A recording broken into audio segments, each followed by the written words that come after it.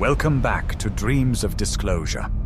Tonight, we journey across America to uncover the rarest UFO encounters you may have never heard before. From quiet towns to military bases, each story carries whispers of the unexplained, told not with fear, but with curiosity. So settle in, let your mind drift, and fall asleep to the unheard stories of the skies above America. Picture this. November 7th, 2006. Chicago O'Hare International Airport, one of the busiest transportation hubs on Earth. The afternoon sky hung grey and heavy with winter clouds. Jets roared. Ground crews hustled in neon vests. Everything moved with mechanical precision. But above Gate C-17, something impossible was waiting. A United Airlines mechanic walked beneath a parked jet when something made him stop. He looked up. There, hovering in the overcast sky, was a perfectly round, metallic disk. No wings, no lights, no sound. Just sitting there, as if watching the chaos below with silent curiosity. The mechanic grabbed his radio immediately.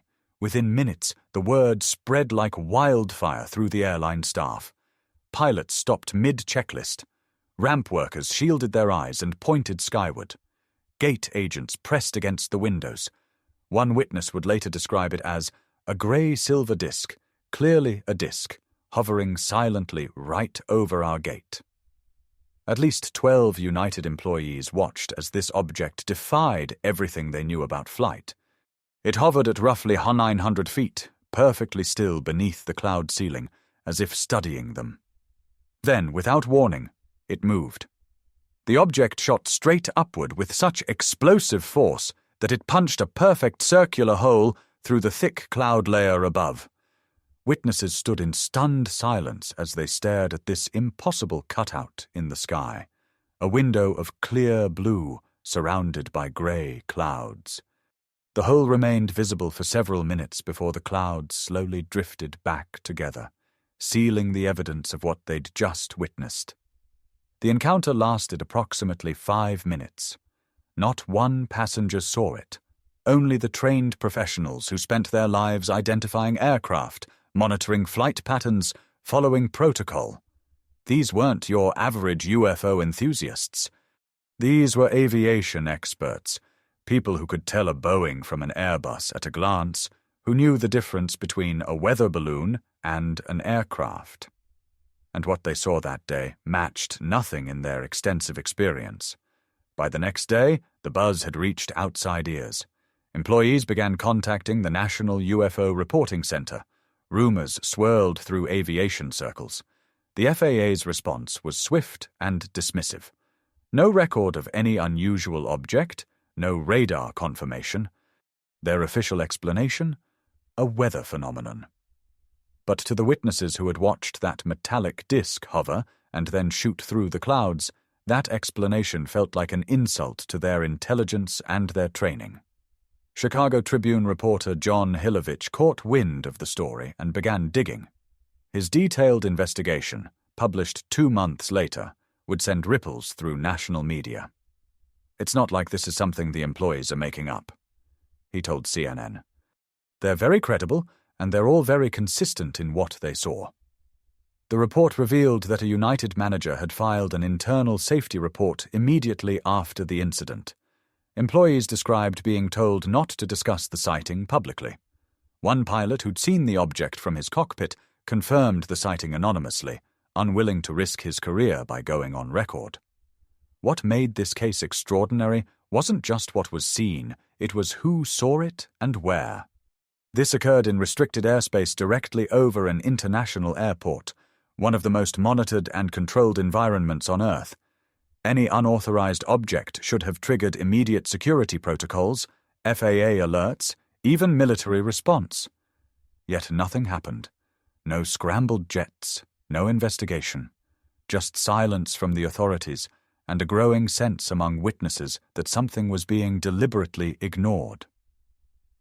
The phone call came from a woman in Hopewell Junction. Her voice was calm but trembling. "There's something hovering over the trees behind our house," she told the dispatcher. "It's big, really big, and it's not making a sound." Within minutes, the line rang again. Then another call. Then 10 more. It was just past 9:00 p.m. on March 24, 1983, when the Yorktown Heights Police Department found itself overwhelmed by eyewitness reports pouring in from across the Hudson Valley. By 9:30, the roads were lined with stopped cars and pointing fingers. People stood on their lawns, in fields, on rooftops, all staring skyward at the same thing. A vast, silent craft, studded with multicolored lights, creeping through the night sky like a ghost made of steel and glass. This wasn't a one-time event. What began as an odd report in late 1982 would escalate into a years-long phenomenon spanning dozens of towns and witnessed by thousands. This was the Hudson Valley UFO wave. The first widely publicized incident occurred on New Year's Eve, 1982. While most celebrated, residents of Kent and Brewster, New York, turned their eyes skyward in alarm. They reported seeing a boomerang-shaped craft, massive in size, with rows of lights along its underside. It moved slowly and silently, floating just above the treetops. Some watched it pass directly overhead. Others gathered with neighbors to witness it together. Calls flooded local police departments, particularly in Putnam and Dutchess counties. Throughout 1983 and into 1984, the frequency of sightings increased. Descriptions remained remarkably consistent. A V-shaped or boomerang-like object with white and multicolored lights, sometimes blinking or rotating. It was always silent. In some cases it hovered for minutes before accelerating and vanishing. In others, it appeared to follow roads or glide along river valleys. The sheer number of witnesses began attracting attention far beyond the Hudson Valley. On that March 24th night, over 300 residents across multiple counties claimed to have seen the object. Many described the same pattern. It would appear slowly, linger overhead, then drift off without sound. Some estimated it was the size of a football field. People stopped their cars, stood on hoods, and pointed in disbelief. Among them were professionals, engineers, scientists, pilots. A local air traffic controller who requested anonymity later admitted he'd watched the object through binoculars from a tower window and was unable to identify it as any known aircraft. It didn't appear on radar. A CBS News crew arrived in April 1983 to interview witnesses. Their broadcast included multiple first-hand accounts, including that of a retired commercial airline pilot who insisted the object was unlike anything he'd ever seen. He emphasized its ability to move in complete silence and hover motionlessly, traits unknown in fixed-wing aircraft. Photographs began to emerge, though many were inconclusive. One notable photo taken by amateur astronomer Andrew Grunwell showed an arc of lights moving across the night sky in a consistent curve, supporting the idea of a solid object rather than multiple planes. Investigators from MUFON and the Center for UFO Studies deployed teams to the area. They conducted field interviews, mapped sighting locations, and recorded times, weather conditions, and descriptions. What emerged was a coherent timeline of repeated events, with clusters of activity occurring every few weeks, most often on clear nights. In May 1984, the Journal News ran a week-long series on the phenomenon, publishing interviews with over 50 witnesses, including police officers. Local law enforcement, initially skeptical, began taking reports more seriously. Officers responding to multiple calls admitted to seeing the object themselves on several occasions. One officer described it as like a floating city, huge, slow, and completely silent.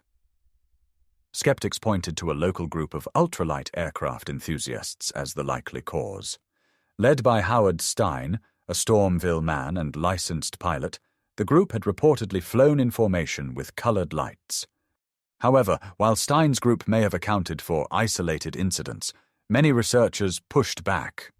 Ultralight aircraft have limited range and cannot hover or operate safely at night without FAA clearance. Moreover, most ultralight craft cannot carry the weight of large lighting rigs, nor could they sustain the silent flight characteristics described by dozens of trained observers. In one investigation, aviation expert Philip Imbrogno interviewed several witnesses with decades of military flight experience. They were confident the craft they observed was not a group of small planes, but a single massive object with coordinated lighting. By 1985, sightings were reported less frequently, but they hadn't stopped. Isolated reports continued into the 1990s, many with the same basic characteristics. The Hudson Valley UFO wave remains one of the best documented, most compelling examples of mass, multi-year UFO activity in the modern era. It defied explanation, involved thousands of credible witnesses, and occurred not in secret, but in plain sight, just north of New York City. The Mojave Desert holds its silence well after dark. At Edwards Air Force Base, surrounded by dry lake beds and dust-swept runways, the nights are still, broken only by the occasional low rumble from test flights. It's the kind of airspace where control is everything, where even the silence has a protocol. In early October 1965, something breached that control. It began with a light, small, steady, and silent, hovering low over the western edge of the base perimeter. At first glance, it might have been mistaken for a distant aircraft or weather balloon, but it didn't move like either. The object held its position against the wind, its glow shifting subtly from white to amber as if adjusting to the darkness. Security personnel at Post 12 first logged the sighting just after 9 p.m. Within 5 minutes, 2 other posts had reported the same light. The light wasn't pulsing like a strobe or swaying like a flare. Instead, it maintained its place in the sky with unnatural precision, hovering over restricted airspace well beyond the regular flight line. As minutes passed, it began to move. The shift was subtle at first, sliding laterally, almost gliding. But then came sharp angles, movements too sudden and geometrically exact to match known aircraft. The path traced was inconsistent with any wind-driven object, and no engine noise accompanied it. At the control tower near Rogers Dry Lake, air traffic controllers stepped outside with binoculars. Maintenance crews working near Hangar 3 paused and turned their heads skyward. Multiple observers watched as the object performed a slow arc above the dry lake bed, pivoting mid-air before holding steady once again. One described it as a disk, dark at the edges with a pale glow underneath, as if light was being emitted from within rather than reflected. Then came the call to George Air Force Base. 2 F-106 Delta Dart interceptors were scrambled without delay, vectored toward the western slope where the object had last been seen. Orders were clear. Visual confirmation only. No engagement, no radar lock. Both pilots made contact within minutes.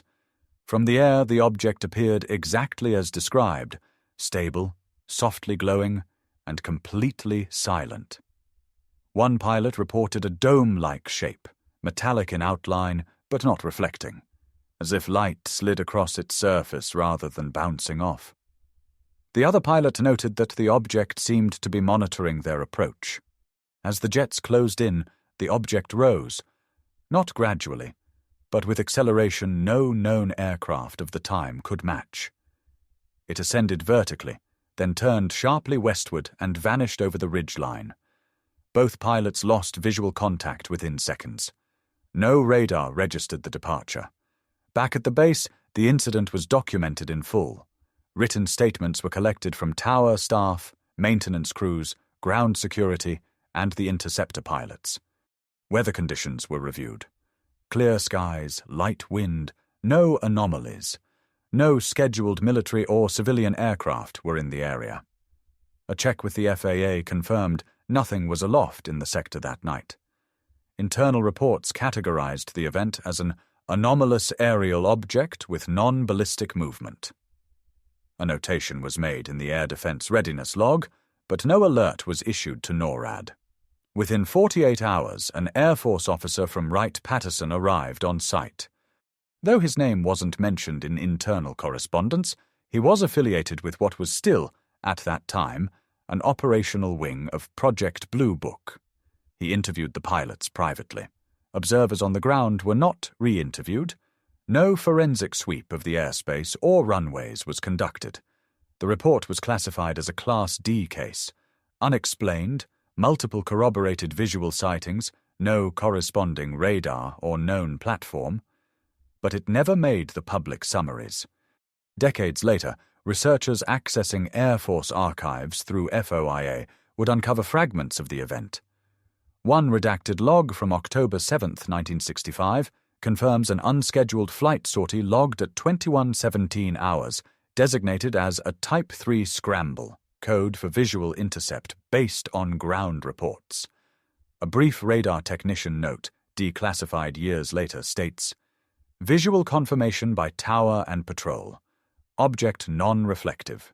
Maneuvers inconsistent with fixed-wing or rotary platforms. Radar negative.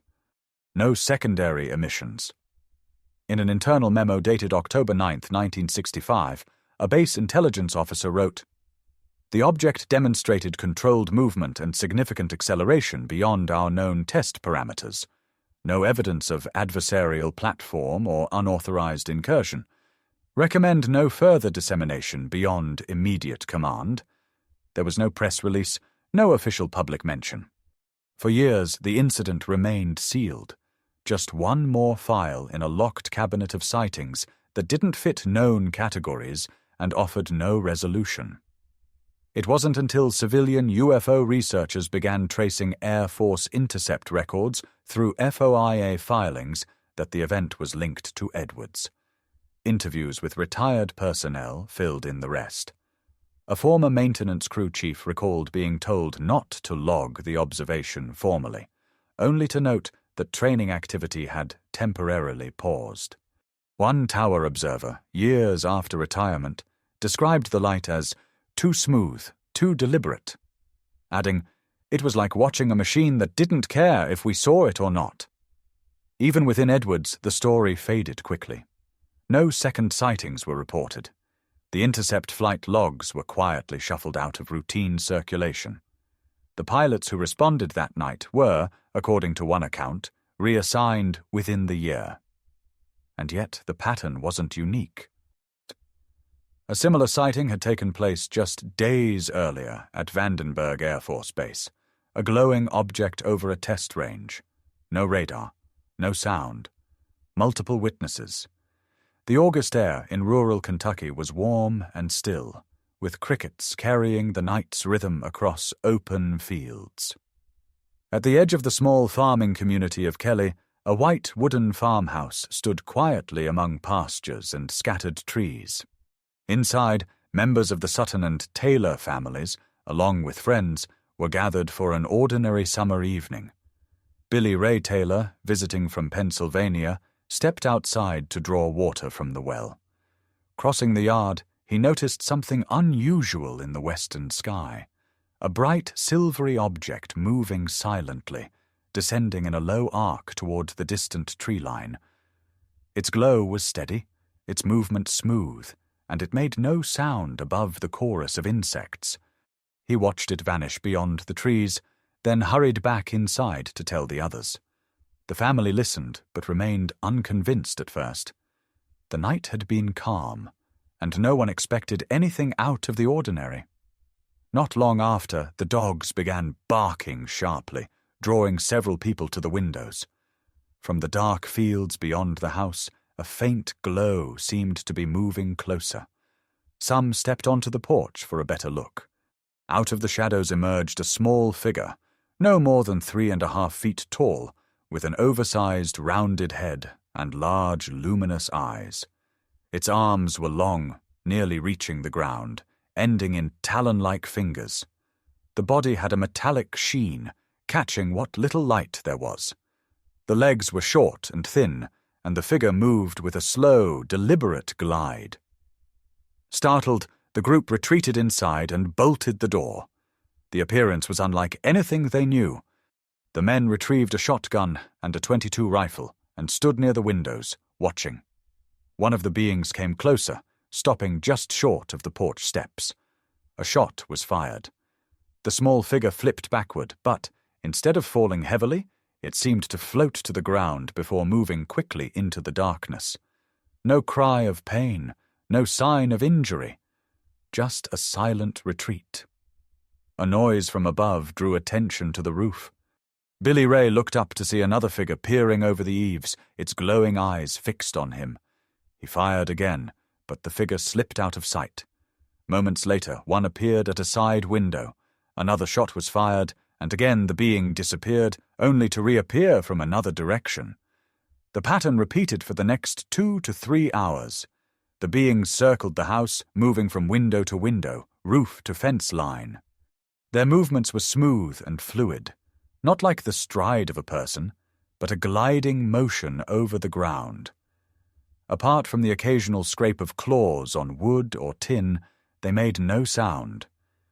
Inside, the family kept the lights on and their weapons ready. From different vantage points, several people sometimes saw more than one at once. The eyes were the most striking feature, bright, reflective, and impossible to mistake for an animal's in the lamplight. Eventually, the visits became less frequent. Seeing an opportunity, the family gathered into 2 cars and drove into nearby Hopkinsville. There they found police officers and reported what had happened. Their number and their serious demeanor convinced the officers to investigate at once. The farmhouse was soon surrounded by local police, state troopers, a sheriff, and military police from Fort Campbell.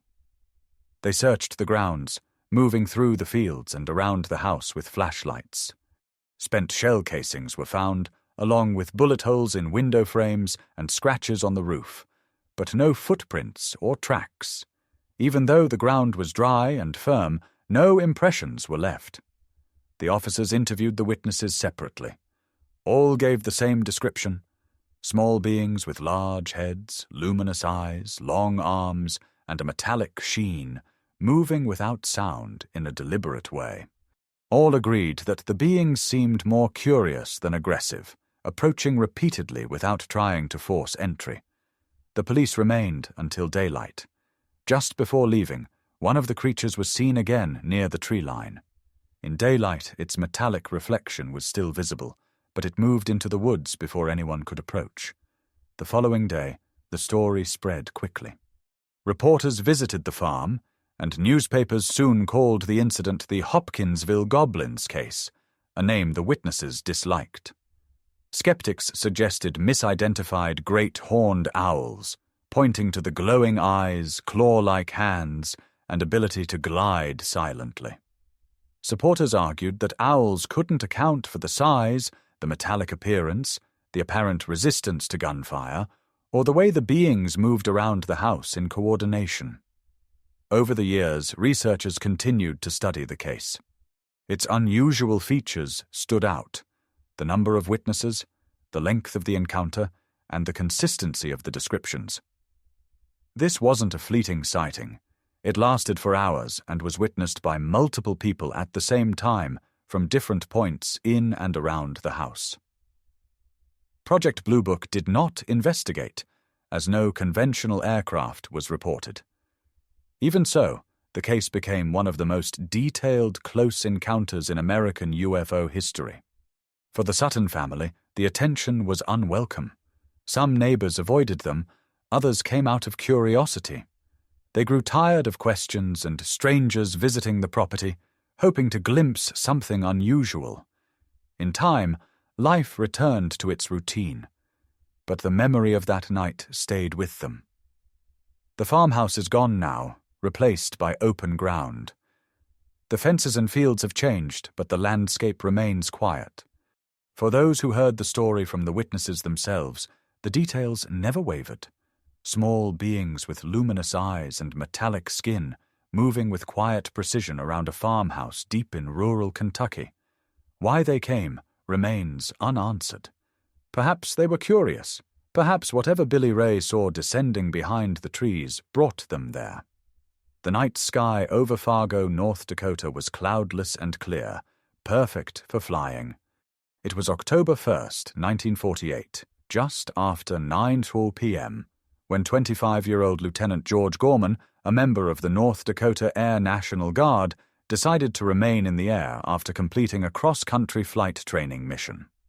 His fellow pilots had already landed at Hector Airport, but Gorman, flying a P-51 Mustang, wanted more solo flight time and had received clearance from the tower to remain airborne. As he circled the city, he noticed a Piper Cub flying about 500 feet below him. Other than that, the sky appeared empty. Then something caught his eye, a white light, small and blinking, moving slowly west of his position. It didn't appear to be a conventional aircraft. Gorman radioed the control tower and asked if they had any other planes on radar. The answer came back, just him and the Piper Cub. The object intrigued him. It didn't have navigation lights, no red or green indicators, only a single bright white light. Gorman decided to investigate. He nosed the Mustang toward it, accelerating.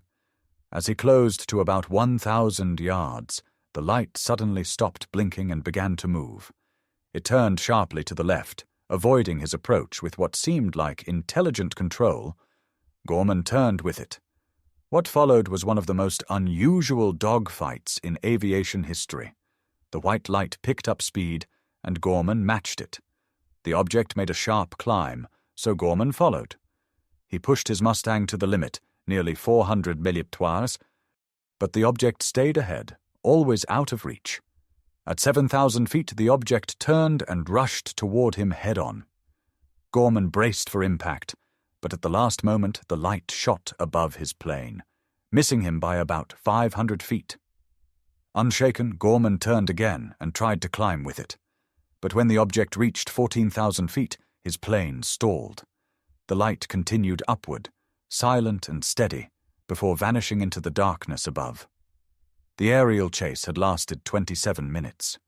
During that time, Gorman said the object displayed speed, maneuverability, and agility far beyond anything he had encountered, even during combat. It turned sharper, climbed faster, and seemed to anticipate his movements. He believed firmly that there was intelligence behind its actions. At the Fargo control tower, 2 air traffic controllers had also observed the strange light. So did the pilot and passenger of the Piper Cub, who had landed during the event and stepped into the tower to watch the spectacle. All of them confirmed seeing the light maneuvering independently, matching Gorman's account in real time. When Gorman landed, he was visibly shaken and reported feeling disoriented. But he immediately filed a report with his commanding officers. Within days, the United States Air Force dispatched investigators from Project Sign, the first official military program dedicated to the study of unidentified flying objects. The investigation began with interviews. Gorman, the air traffic controllers, and the Piper Cub pilot were all questioned separately, all their accounts aligned. Investigators then examined Gorman's P-51 with a Geiger counter and found it emitted slightly higher than normal radiation readings. Though this data was later deemed inconclusive, at the time it raised eyebrows. Project Sign worked through the list of possible explanations. Weather balloons? None were released that night. Misidentified aircraft. No other aircraft had been cleared to fly in the area. Celestial bodies. Jupiter was visible, but not in the direction Gorman described. Eventually, the Air Force published a report suggesting that Gorman may have encountered a lighted weather balloon and had become disoriented during the chase. They speculated that the maneuvers were illusions caused by changes in perspective and high-speed flight, but Gorman rejected this explanation outright. In a formal statement, he said, "I am convinced that there was thought behind its maneuvers. I was not hallucinating. It was not a balloon. The object was under intelligent control." He described how it responded to his actions, dodged him, climbed faster than his aircraft could manage, and executed turns no known object could perform. Even more curious was the behavior of the light itself. It had no structure, no wings, no fuselage, no sound. It didn't wobble like a balloon or flicker like a flare. It maintained a perfect glow, controlled acceleration, and deliberate motion. It never once faltered.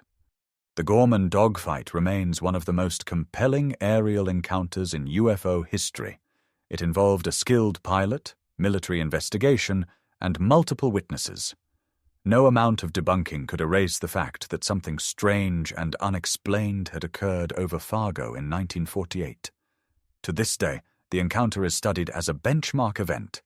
No known technology in 1948 could behave as that object did.